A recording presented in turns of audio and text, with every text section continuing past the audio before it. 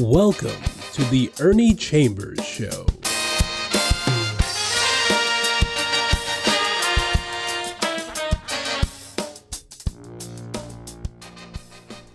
Brothers, sisters, friends, enemies, and neutrals. That has been my standard intro, and sometimes I want to mention that they are not empty words to me. Any female born of a man and a woman is my sister. Any male born of a man and a woman is my brother. Sometimes we're quick to judge other people on the basis of one action or something somebody else has to say. But that's where what Jesus said comes into play. As ye would that men should do unto you, do ye even so unto them likewise. Or as people say, do unto others as you would have them do unto you. There is so much hatred abroad in the land.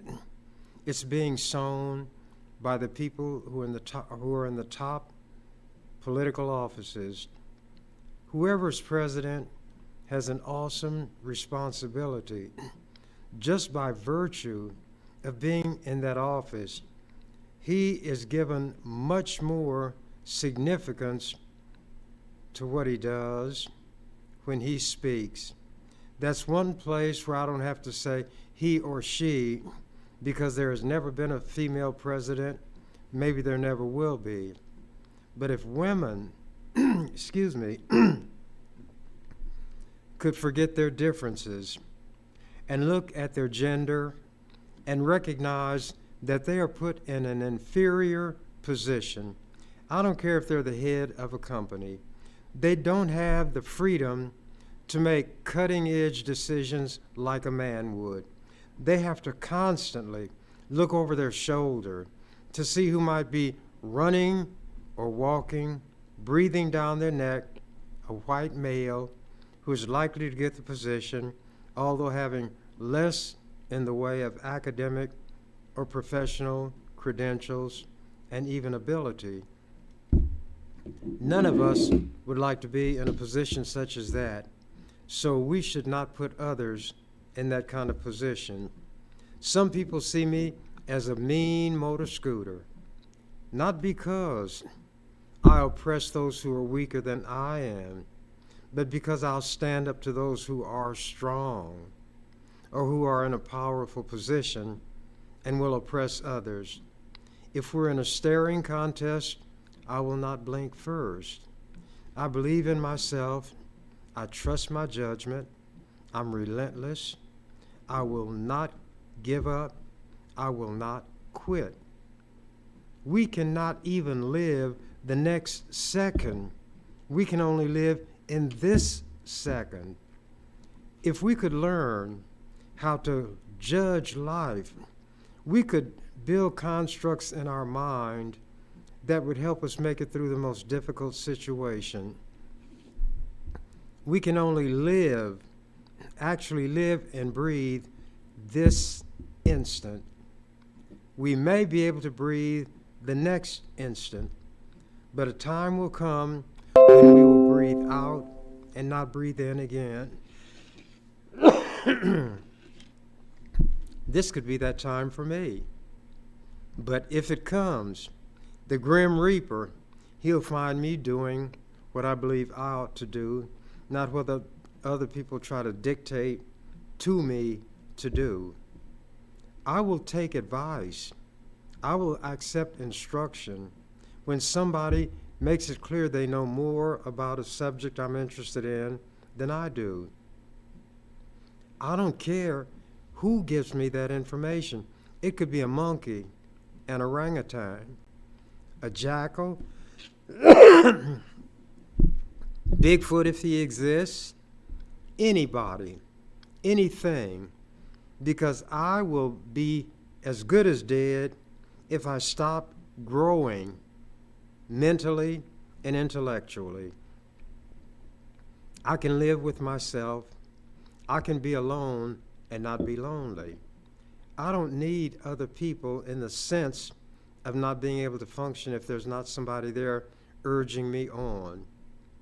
But we are fortunate if we do have genuine friends. That was just a little something I felt led to say.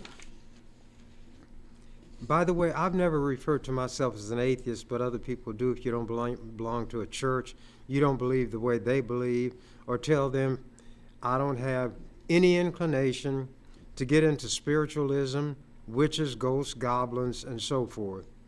Others apply that label to me, just as they might apply the N-word or other derogatory terms. But what you see in me is what you get. Here is something that I offered to the legislature April 19th, 1985. How long ago would that be? 85 plus 15 is 100. So that brings us to the century mark. 15 years. We're 24 years past that mark. So 24 plus 15 should be, the last time I calculated, 39. So this was offered by me 39 years ago. It was designated Legislative Resolution 97.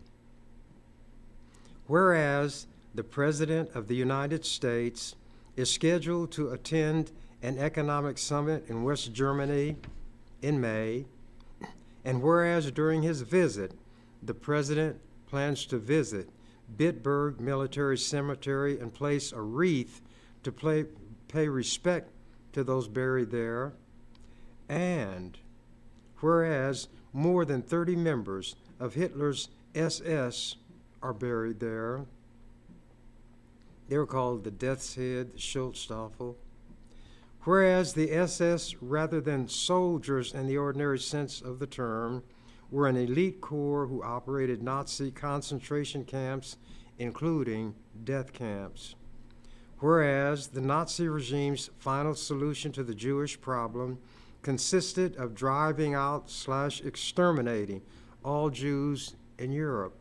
And whereas, pursuant to the final solution plan, the SS presided over the murder of more than 6 million Jews, employing the most cruel and inhuman methods of starvation, forced labor, torture, experimentation, shooting, gassing, burning, and burying alive. And whereas the genocidal atrocity spanned many months and spawned unspeakable human suffering, and whereas hundreds of thousands of soldiers and civilians of various races, nationalities, and religions died fighting against the Nazi horror, and whereas the United States played an active role in the prosecution of Nazi war criminals at the Nuremberg trials, and whereas the Holocaust should forever remain an active ingredient in the collective memory of humanity, and whereas the Nazi slaughter of Jews, Gypsies, and Eastern Europeans was facilitated by a, quote, business as usual, unquote, attitude on the part of much of the world. And whereas the President's proposed visit and wreath placing at Bitburg Military Cemetery evinces a continuation of the business as usual attitude, and whereas the President's proposed visit and wreath laying at Bitburg is an affront to all people, and whereas the attempt by the President to justify his visit to Bitburg by equating those who slaughtered people to those who were slaughtered reveals an inexcusable insensitivity, moral confusion, lack of historical perspective, and an unwillingness to correct a gross error of judgment, And whereas the belated addition to his itinerary of a visit to a Nazi concentration camp neither justifies his visit to Bitburg nor erases the inappropriateness of such visit, and whereas the ill-advised act of the President may be misperceived by the rest of the world as representing the will of the American people and may appear to be a pardoning of all unpunished war crimes, now therefore be it resolved by the members of the 89th Legislature of Nebraska, first session, number 1, that the legislature joins with other groups and individuals in imploring the President to show, quote, a decent respect for the opinion of mankind, unquote, and cancel his proposed visit to Bitburg Military Cemetery. 2, that the legislature calls on the members of the Nebraska congressional delegation to initiate or support efforts by the United States Senate and the United States House of Representatives to persuade the President to cancel his proposed visit to Bitburg Military Cemetery, that a copy of this resolution be transmitted to the President of the United States, the U.S. Secretary of State George Shultz, and each member of the Nebraska congressional delegation. He made the visit. He laid the wreath in disregard of all. I read that for a purpose. I would not offer that resolution today.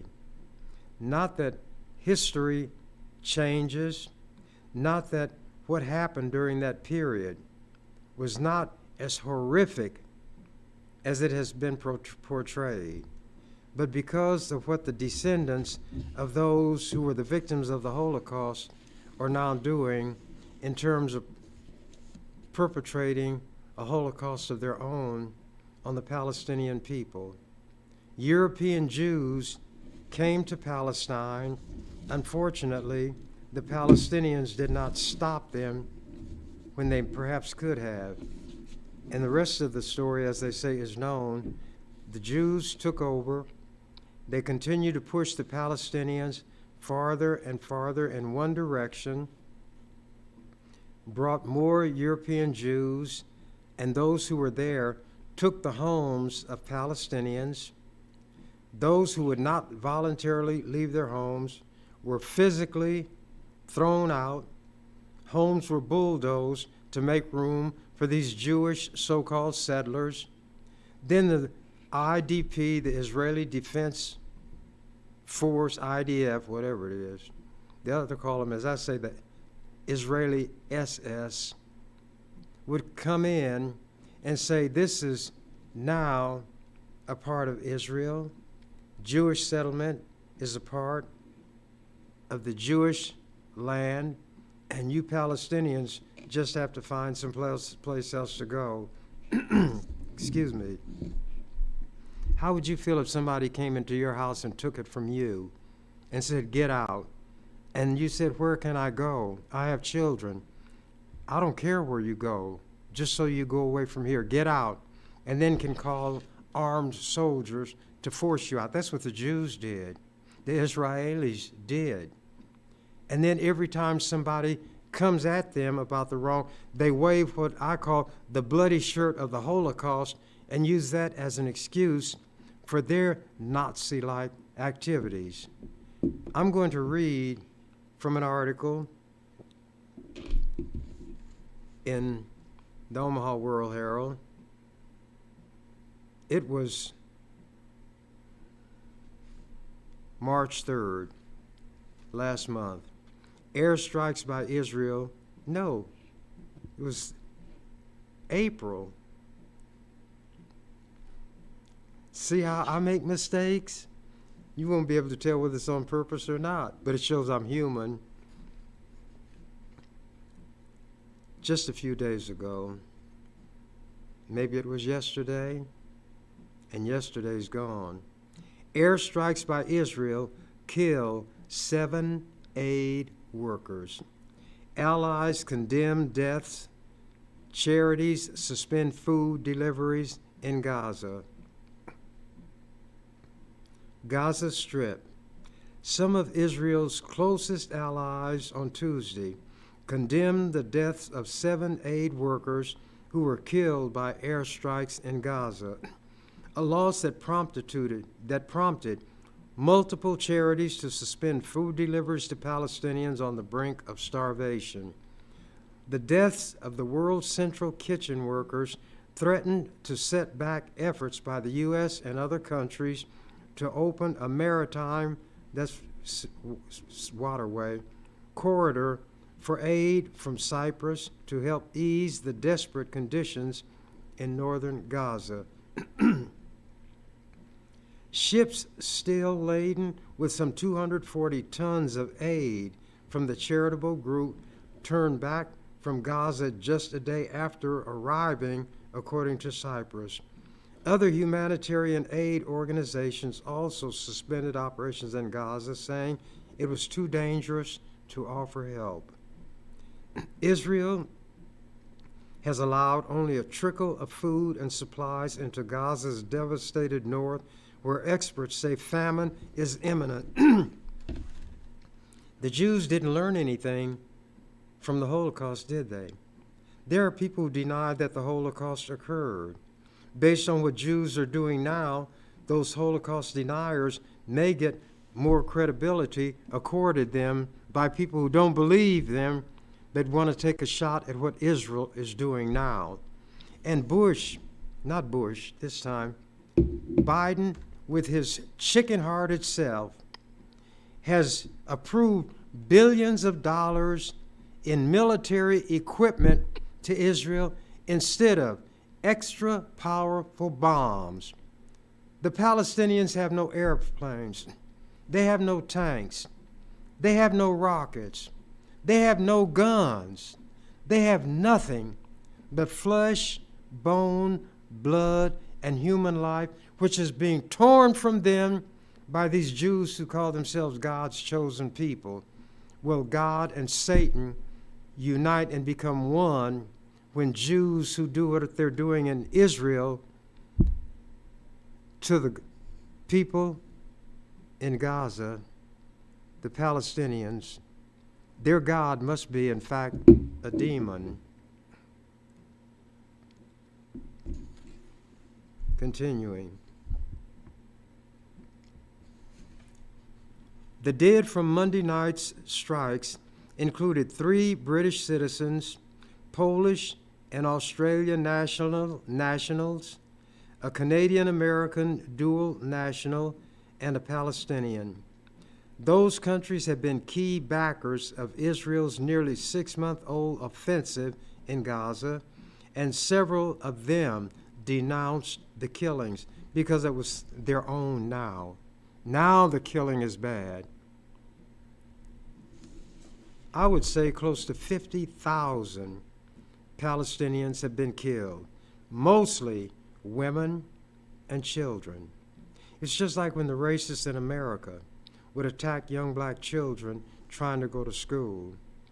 One of the most famous paintings, I'm not going to tell you the guy's name, but he painted covers for the Saturday Evening Post, was of this very little 6-year-old girl surrounded by a cordon, a big, beefy white man escorting her to school with her little school book.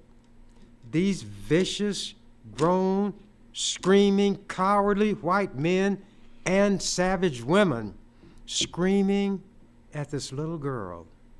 That's America, the real America. The red, white, and blue America, and why I, on the floor of the legislature, said the flag is a rag. All of the lynchings, bombings, burnings were done under the auspices of the American flag. When the Ku Klux Klan would come galloping, they would have the American flag. The cops who brutalized black people wear American flag patches.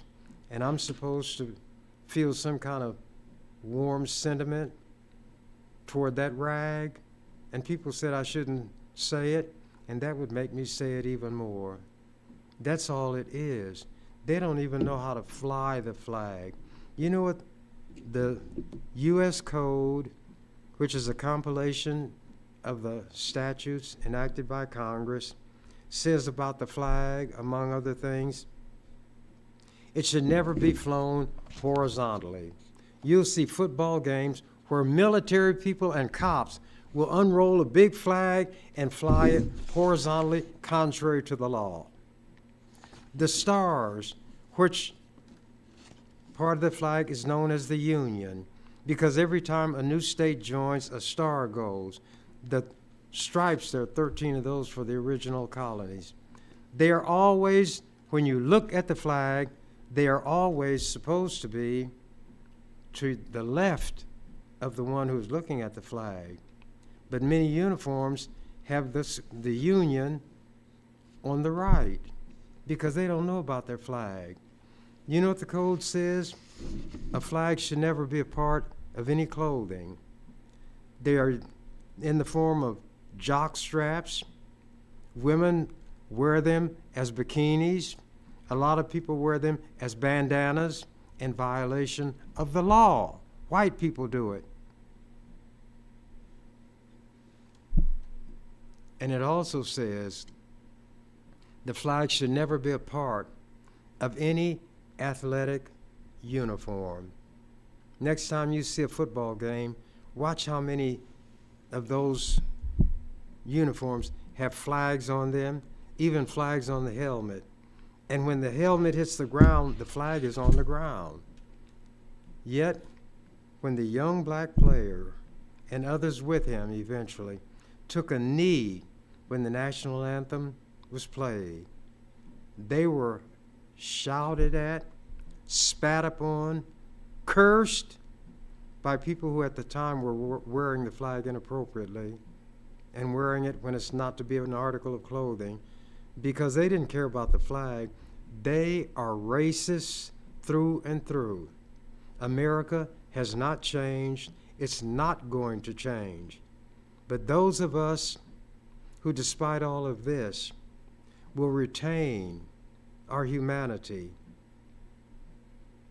will try to bring about a set of circumstances where everybody has the opportunity to develop fully, the opportunity to obtain a meaningful education, a job paying enough to support a person and his or her family, all of those things that are talked about on the Ozzie and Harriet shows,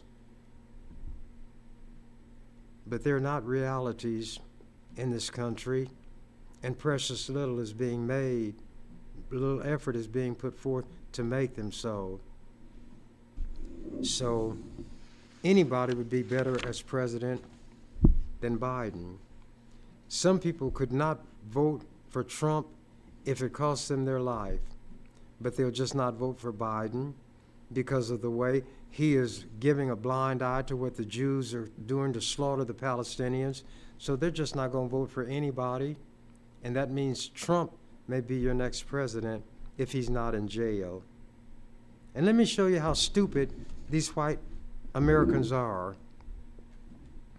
Trump is saying that a president is immune from prosecution for anything he does while in office. And some judges are having to think about that and ponder, could that be so? They are stupid. White people, supposedly the brilliant people, and here I am, a black man who will not wear a suit, who wears jeans on the floor of the legislature. If the clothes were good enough when I worked in the barber shop for the people who gave me my living, they were good enough for the people who a lot of times showed themselves to be my enemy and the enemies of my people. And you cannot tell a book by its cover. You have the situation where we are often the ones who try to see that everybody is given a fair shake. This idea of a president being immune the thought immediately came to me. There are 9 Supreme Court judges. Whoever's the president gets to appoint judges. I'm the president. I hire a hitman to kill 2 of the judges that I don't like. I hire the hitman, but they cannot get me for hiring the hitman. They cannot get me for conspiracy, for directing him to kill the judges, because I'm immune to prosecution. But what about the hitman? I have the power to pardon. So then I pardon the hitman. Then I send hitmen to carry out other executions, assassinations, or what have you, to clear the field for me of my enemies, and then I pardon all of them. You see how stupid white people are? And they spend time arguing seriously as to whether or not what Trump is alleging has any basis in the Constitution. But let me go ahead and finish reading this. Israel already faces growing isolation as international criticism of the Gaza assault mounts. On the same day as the deadly airstrikes, Israel stirred more fears by apparently striking Iran's consulate in Damascus and killing 2 Iranian generals. The government also moved to shut down a foreign media outlet, Qatari-owned Al Jazeera television. Yet you Americans are always saying, don't censor the media. Don't shut them up. And here America, the number 1 ally of Israel, is watching Israel do this. And you know what Iran said? Israel would pay at the right time. See, Iran has airplanes. Iran has bombs. Iran has nuclear weapons. Could this be the beginning of the War of Armageddon? That might be a lot of mythological nonsense also. The hit on the Charities convoy also highlighted what critics have called Israel's indiscriminate bombing and lack of regard for civilian casualties in Gaza. Israel's military chief, Lieutenant General Herzai Halevi, announced the results of a preliminary investigation early Wednesday. Quote, "It was a mistake that followed a misidentification at night during a war in very complex conditions. It shouldn't have happened," he said. He gave no further details.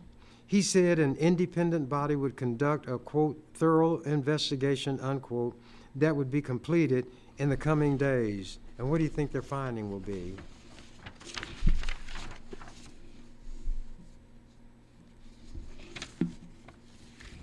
Israeli Prime Minister Benjamin Netanyahu had earlier acknowledged the, quote, "unintended strike on innocent people," unquote, and said officials would work to ensure it does not happen again. World Central Kitchen said it had coordinated with the Israeli military over the movement of its cars. Three vehicles moving at large. Remember, the World Central Kitchen had coordinated the movement of this convoy with the Israelis. 3 vehicles moving at large distances apart were hit in succession. Boom, boom, boom, no mistake. They were left incinerated and mangled, indicating multiple targeted strikes. At least one of the vehicles had the charity's logo printed across its roof to make it identifiable from the air, and the ordnance, meaning the bombs, punched a large hole through the roof where the logo was printed. Footage showed the bodies at a hospital in the central Gaza town of Deir al-Balah, several of them wearing protective gear with the charity logo. Celebrity chef Jose Andres, who founded the World Central Kitchen charity, sadly said he was, quote, brokenhearted, unbroke by the deaths of the staffers. Quote, the Israeli government needs to stop this indiscriminate killing. It needs to stop restricting humanitarian aid, stop killing civilians and aid workers, and stop using food as a weapon, he wrote on X, formerly Twitter. The U.S., Britain, Poland, Australia, and Canada all called on Israel to give answers on the deaths. Israeli Defense Minister Yoav Gallant launched an investigation and ordered the opening of a joint situation room enabling coordination between the military and aid groups. Yeah, Jesse James investigates Frank James, and the ones who are going to review their findings, the Dalton brothers. That's the way these Jews are functioning. Then they're going to say people are anti-Semitic because they condemn what the Jews do, which in some cases is worse than what the Nazis did, allegedly, to the Jews. But anger among its allies could put new pressure on Israel. The British government summoned Israel's ambassador for a rebuke and called for an immediate humanitarian pause to allow more aid in and for release of hostages. British Prime Minister Rishi Sunak told Netanyahu that he was, quote, appalled, unquote, by the workers' deaths and described the situation in Gaza as, quote, increasingly intolerable, unquote. White House National Security spokesman John Kirby said the U.S. was, quote, outraged, unquote, to hear of the strikes, yet they're making billions of dollars in new military aid, including super bombs, available to Israel.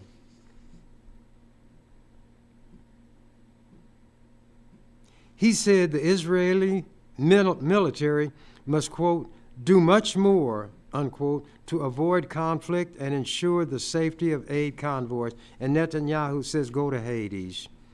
And Biden obediently goes. A senior Canadian government official said there will be a joint formal diplomatic rebuke at the foreign ministry in Israel on Wednesday. The deaths sent a further chill through UN agencies and other aid groups that have said for months that sending truck convoys around Gaza, particularly in the north, has been extremely difficult because of the military's failure to either grant permission or ensure safe passage. Israel has barred UNRWA, the main UN agency in Gaza, from making deliveries to the north, where the people are worse off and need it most. The U.S. and other countries have been working to set up the sea passage from Cyprus to get around the difficulties. World Central Kitchen was key to the new route. ANERA, a Washington-based aid group that has been operating in the Palestinian territories for decades, said that in the wake of the strikes, it was taking the, quote, unprecedented, unquote, step of pausing its own operations in Gaza, where it had been helping to provide around 150,000 meals daily. The UN says more than 180 humanitarian workers have been killed in the war, and Biden is continuing to give Israel billions of dollars worth of military aid. Palestine, this is not a war. This is a slaughter. The Palestinians have no guns. It is a slaughter. This is a Palestinian Holocaust. And the Jews are carrying it out. If one reaps what one sows, as the holy so-called Bible says, the Jews have something coming. Now I'm going to switch gears because we have some terrible things happening in this country against our brothers and sisters who are members of what is called the LGBTQ plus community. I don't say what I have to say in a corner or just in the legislature in this little backward state. I've spoken before Congress. I've spoken at the UN. I spoke at the White House and ran Jimmy Carter out of his East Room, and I'm going to bring the articles someday and read how that was written about. I'm from Omaha, Nebraska. When I'm called on, as I was by Jimmy Carter when I was at the White House, he said, "The man in the blue sweatshirt," and that was moi. And I set him off by asking, he had said that America is not a racist country. I said, America, on the contrary, is a racist country. And why did you fire Andrew Young as a representative of America to the UN? It had to do with the Jews again. At that time, Andrew Young had the audacity to talk to Yasser Arafat, who the Jews hated, a Palestinian leader. And Carter fired him. There was a white diplomat who had done the same thing, and he kept his job. This article is dated May 19th, 1996. Testifying before Congress is another day at the office for Chambers. Lincoln Journal-Star.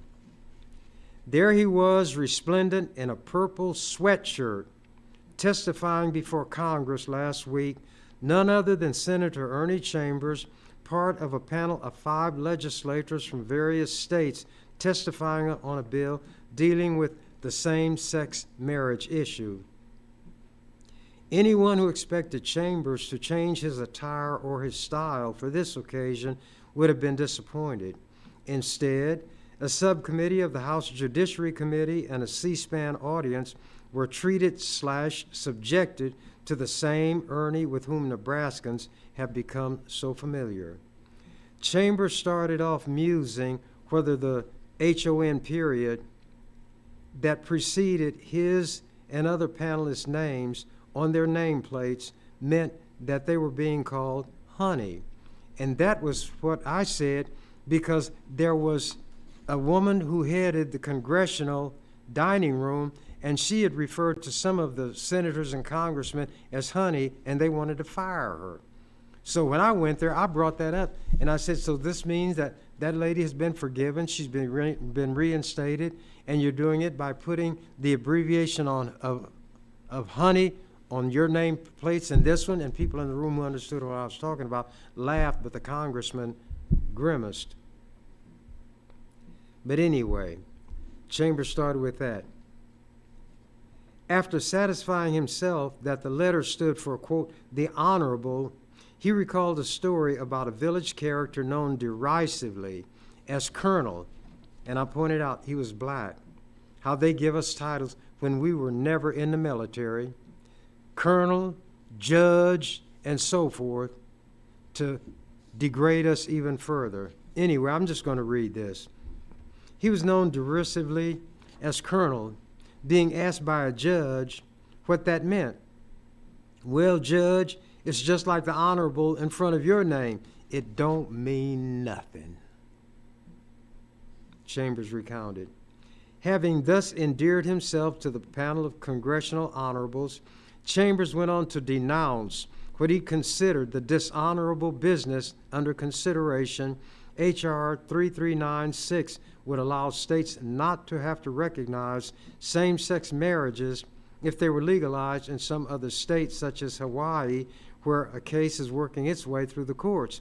The Constitution has a contract clause, whatever, a contract is valid, wherever it's valid would be valid anywhere.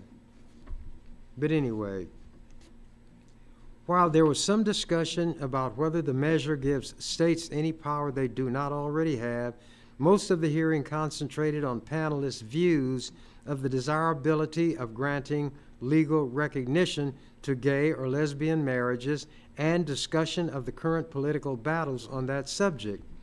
Hawaii State Representative Terrence Tom disputed the nation that resistance to same-sex marriages stems from ignorance, saying that opposition to the idea has grown since the matter has been under discussion in the states.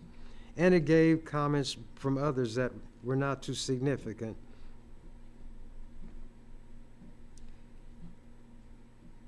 Oh. That led, I had made a comment that there were biblical characters who had multiple wives.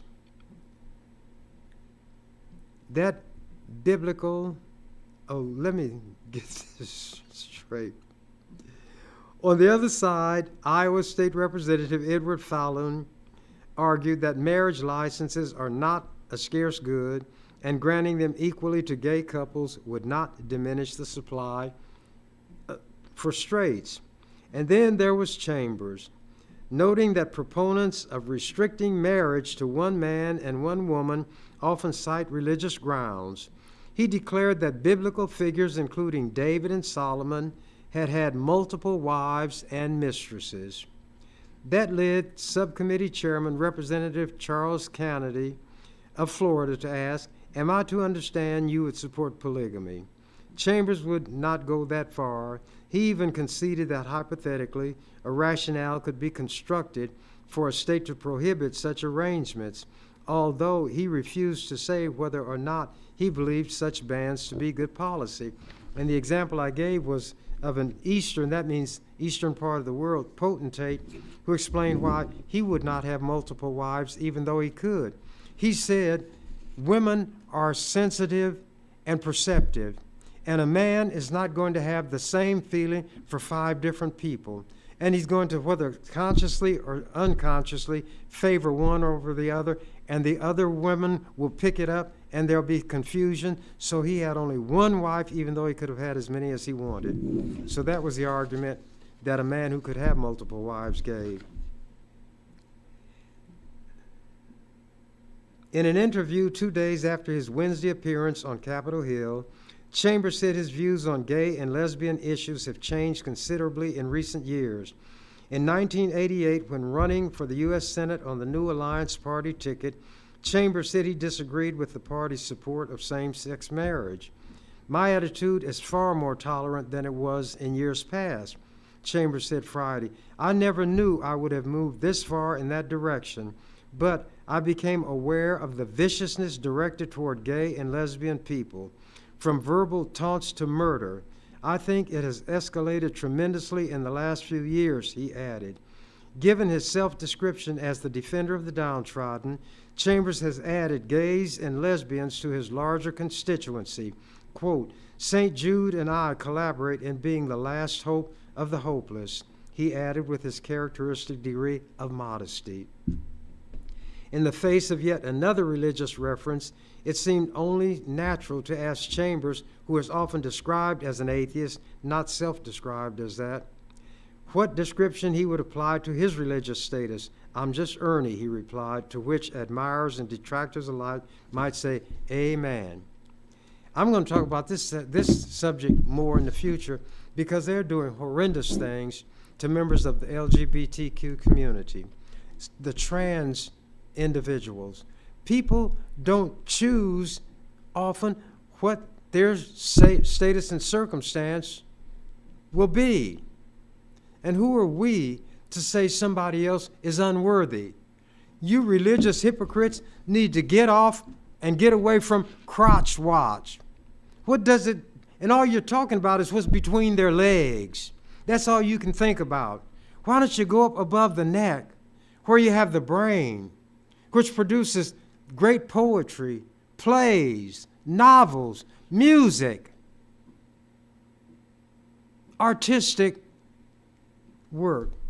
Why don't you talk about that and be uplifting?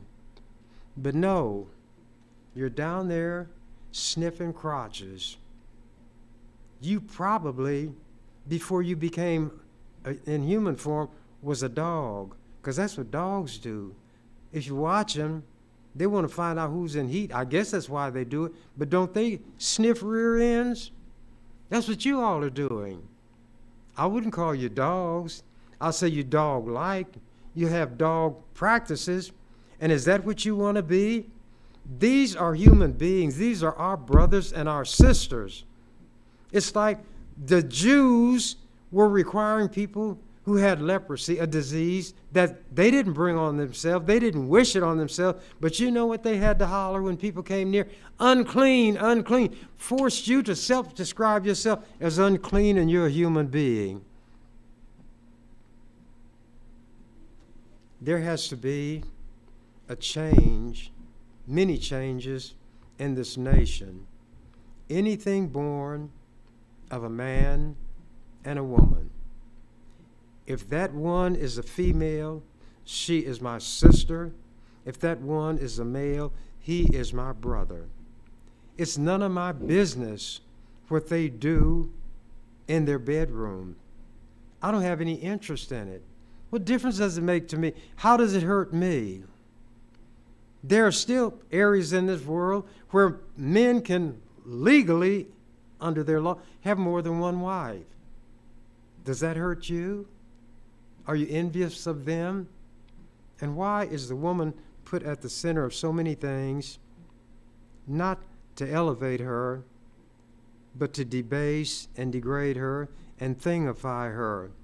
In America, the land of the free and the home of the brave.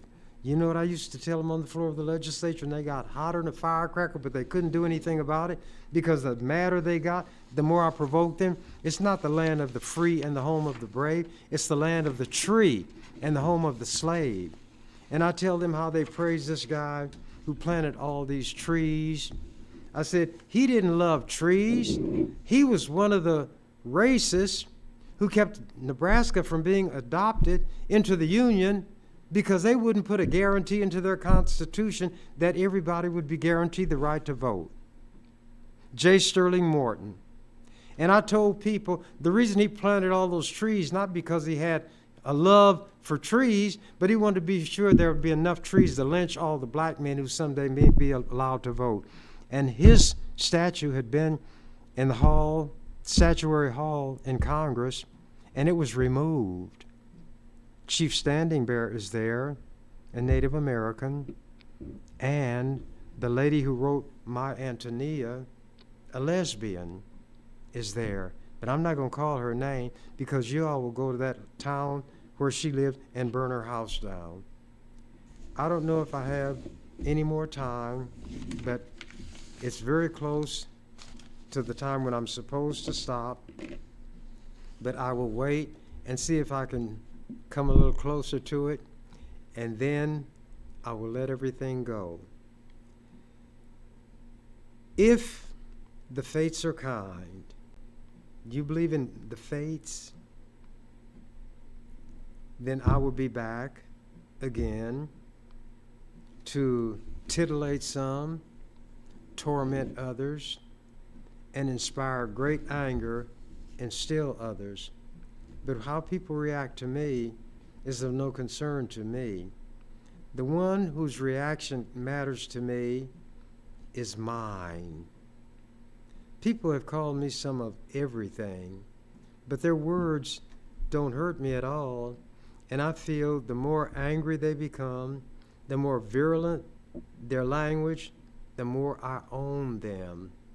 And I've told them on the floor of the legislature, you all are my white folks. I own this legislature. But if an important bill needs to be passed, I will allow it to pass. A loaded brain is more powerful than a loaded gun. And then I add intelligently, unless you're in a gunfight. But even if you're in a gunfight and you don't have a gun, but you've got a good brain, you may be able to contrive a way to engage that gun soul's mind in such a way that he'll change his mind and decide, well, you don't deserve killing, you don't need killing, and you'll survive. Jesse James was once asked why he never robbed poor people. He said, well, I got an answer for that. They said, is it because you're like Robin Hood, you steal from the rich and give to the poor? He said, no, I don't rob poor people because poor people ain't got no money. So to the outlaws, you want to give a noble basis for what he does. But if you ask him, you find that he's just right down here on the ground.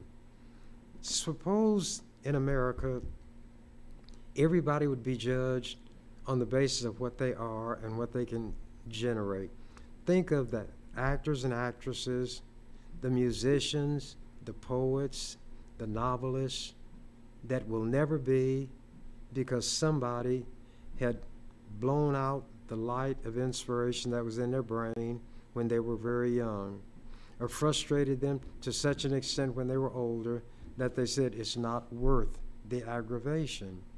America could be what they profess to be now, and that is the greatest place to live on the face of the earth, because there probably are more different nationalities, ethnicities, races, or however you're going to categorize the people between Canada and the Gulf of Mexico, the Pacific Ocean, and the Atlantic Ocean.